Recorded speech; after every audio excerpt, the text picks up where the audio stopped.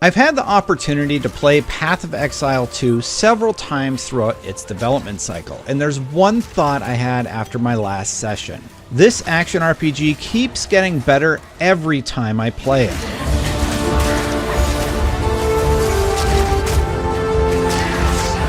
The first session I had the opportunity to join was a demo at Gamescom 2023. Grinding Gear's Jonathan Rogers took me through the Warrior and Druid class, and I also had the opportunity to wait in line and try out the Monk for the first time. As expected, I got my butt kicked, but that's par for the course. In early 2024, I had the chance to try out the Ranger, whose incredibly fun gameplay loop has you shooting lightning arrows and propagating little lightning storms of death across the screen. And more recently, I got to try out the Monk again and get some hands-on time with the Warrior, Sorceress, and Witch, all for the first time.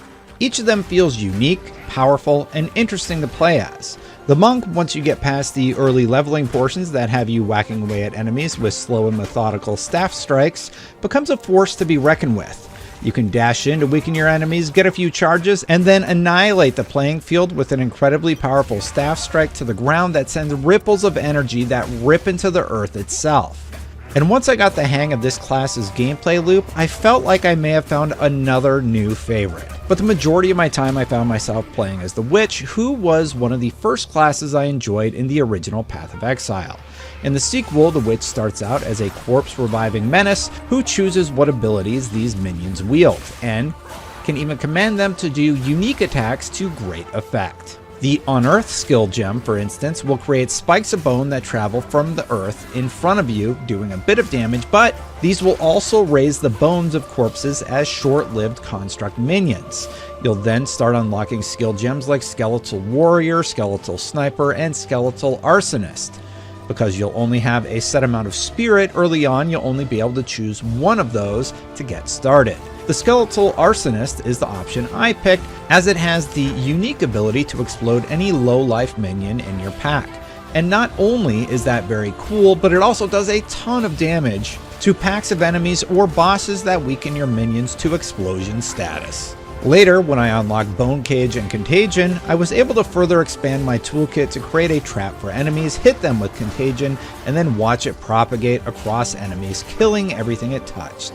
Even at early levels, these builds feel very fun to use and execute, and I found myself grinning from ear to ear the entire time I played as the Witch. In addition, Grinding Gear Games gave us a sneak peek at some later game builds, and while they are interesting, I just wanted to briefly say that the gigantic skeleton that is erected by a sorcerer looks so freaking cool. Path of Exile 2 continues to surprise me with designs that are either creepy or look like they jumped straight off the cover of a heavy metal album and into the game. I'm at the point where I don't need to see any more, I just want to play more. The other class that I spent a significant amount of time with for the first time was the Monk. The build up to your more powerful attacks takes a bit of time, but somehow the Monk really surprised me. You start out with a methodical smack to the enemies you'll face, but once you start getting your skill gem combat kit together, the class gets really fun and powerful very fast. Near the end of my demo, I had the Tempest Bell skill gem that would drop a massive bell onto the battlefield. When struck with any elemental ailments, including my Frozen Locust AoE damage, it would create an elemental shockwave and deal extra freeze damage to anything in the vicinity. But my favorite combo included Killing Palm and Staggering Palm, which let me zip into battle with a Staggering Palm strike, drop a Frozen Locust into a group of enemies, attack the bell, and finish off anyone left over with the Killing Palm strike. That Killing Palm final blow would then give me a power charge that can stack up to 3 times. Once powered up, you could execute Falling Thunder and create a ripple of damage that tore across the map and obliterated anything that got in the way. That sounds like a bit of setup, and it can be, but the reward makes it so fun to pull off time and time again. This surprisingly fun gameplay loop seems to be present for each class I've played so far. While there are still my personal favorites, having taken some time to try out the Sorceress and Warrior at an event the next day, I think that 5 seconds of fun is going to be there for all the classes.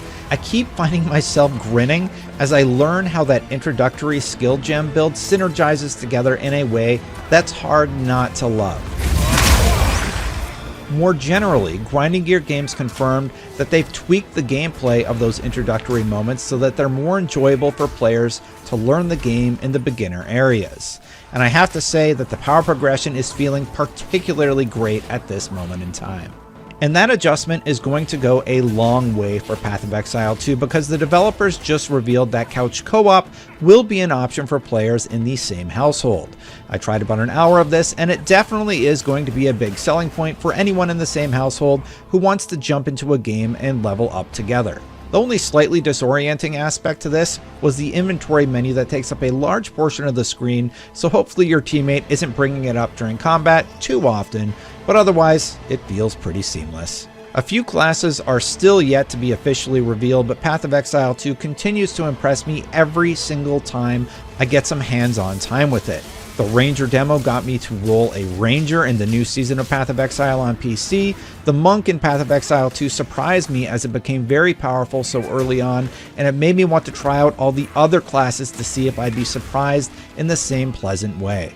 Path of Exile 2 will likely have a few more pre-release reveals before launch, but I am ready to dive in right now, and based on what I've played over the last several months, this is shaping up to be a game you should not miss. We'll find out for sure when Path of Exile 2 goes into